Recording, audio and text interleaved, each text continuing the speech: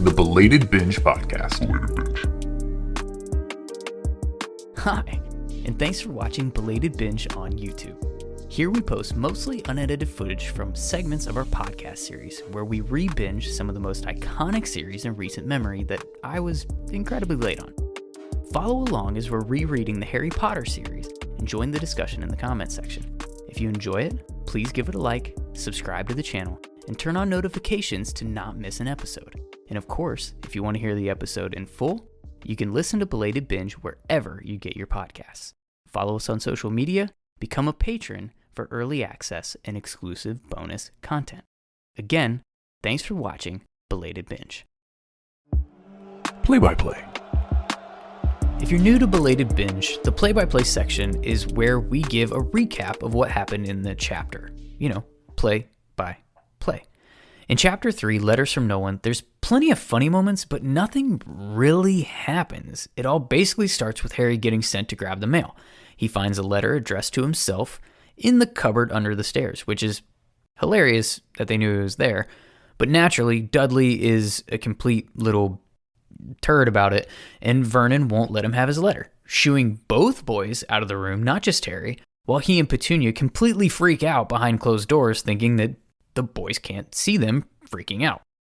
It's a bit odd that they aren't more welcoming of Harry receiving a letter to go off to a boarding school for the bulk of the year.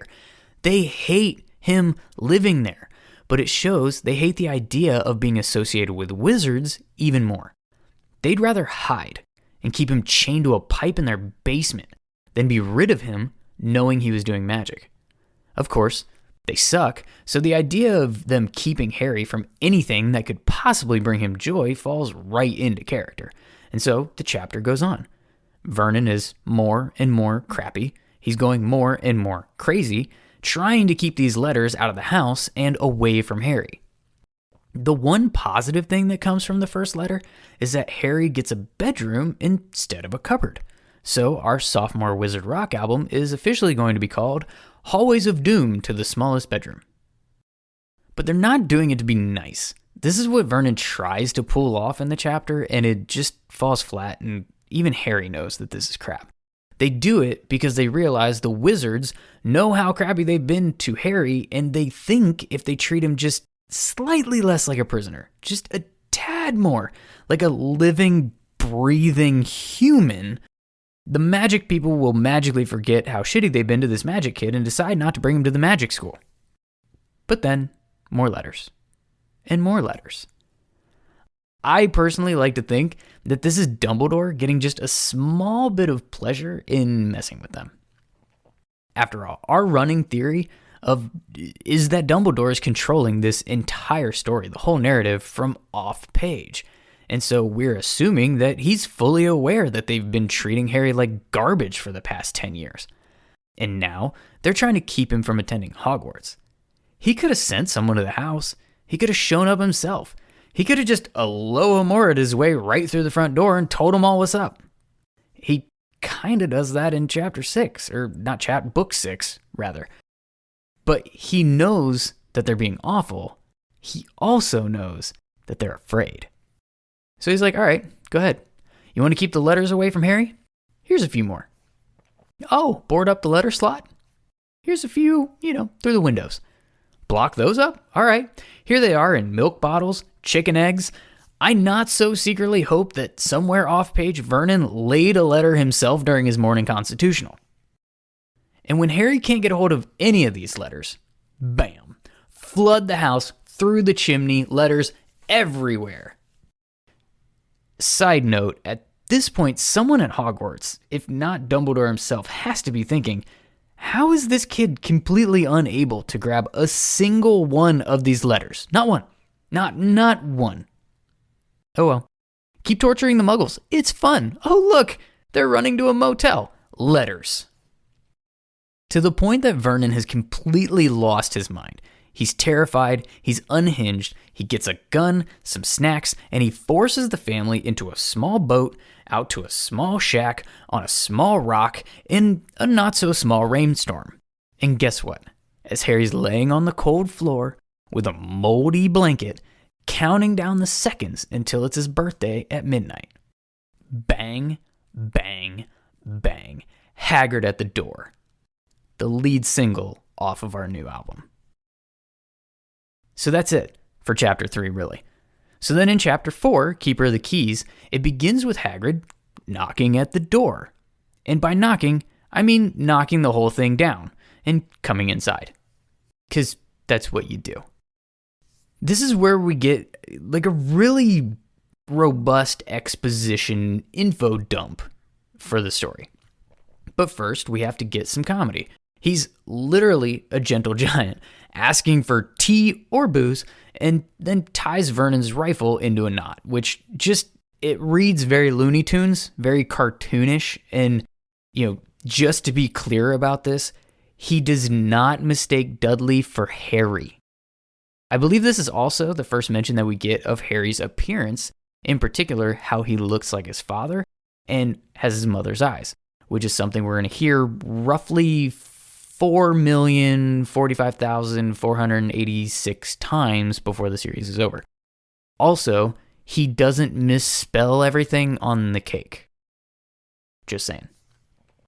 He introduces himself as Rubeus Hagrid, Keeper of Keys and Grounds at Hogwarts, before discreetly creating a fire and cooking some sausages for him and Harry. This is where things start to get real. When he realizes that Harry has never heard of Hogwarts, he's completely shocked. And at this point, you have to wonder, is this news to just Hagrid, or is Dumbledore also under the impression that the Dursleys would have told Harry about the wizard school like, he intended with that letter in chapter 1 when he left the baby on the doorstep to be kidnapped by anybody? It seems more likely that Dumbledore is pretty aware that they kept this secret by now. Particularly since it was so hard to get Harry a letter, which he still hasn't received, by the way. But Dumbledore just didn't share this bit of information with Hagrid. Why? Was this an oversight? Maybe. But for me, it's a lot more fun to think he withheld this information intentionally for just this moment as part of his grand plan. And we have a theory as to why he would do that. And we're going to dig into that theory over on Theory Corner on Patreon. If you're new to the podcast, one thing you're going to hear about is Theory Corner. This is where we pick either a popular and really interesting fan theory to dive into, deeper, or to expand upon it, or in some cases, they'll just be original theories that are birthed right here on Belated Binge. If this is the type of discussion that does interest you, please join us over on Patreon, where patrons can enjoy exclusive content like this, as well as early access to podcast episodes. There's other bonus content that gets posted to Patreon as well. Some things are just going to be Harry Potter related. Some things are going to be like award banquets at the end of the books. After we get them done, we'll do like a recap episode of all the awards that we handed out and things like that. So it's fun and we appreciate the support. So head on over to Patreon and get that exclusive content. It's also, at least we intended for it to be, priced very accessible. So at this point, Hagrid, who started as a little bit confused, is now just getting pissed.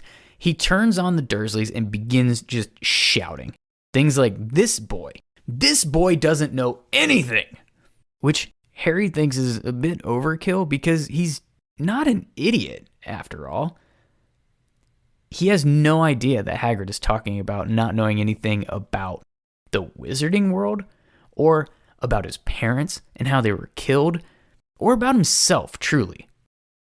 He's shocked, he's livid, and thus the exposition begins. He tells Harry about his parents, how he's famous, he tells him he's a wizard. This is the part where we mention that the famous line from the movie isn't actually how it's written in the book. I personally find this way less annoying than other liberties taken in this scene that I've already hinted to a little bit, like, discreetly making the fire, or, not mistaking Dudley for Harry. But this is not a movie to book review. We can do that later in the context of their own story and canon. TBD on exactly how we put that together, but that's coming and it's not happening here, so I need to stop.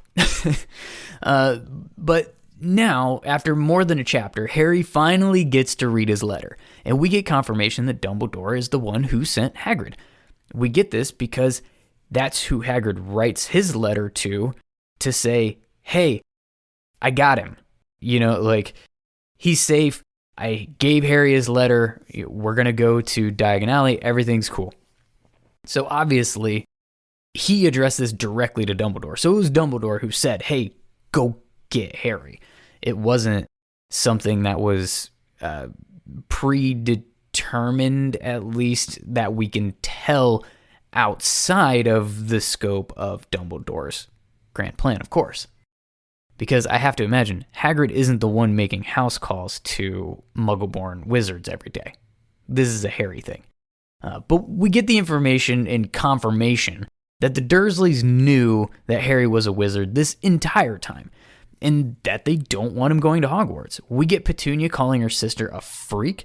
We get a real sense of where the hatred for Harry truly stems from for these people, particularly Petunia, who hated her sister, or at least that's how it's presented now, but we know in a reread that this might not truly be hatred. In The Prince's Tale, in the final book of the series, we learn that Petunia didn't always hate her sister, or even think she was a freak.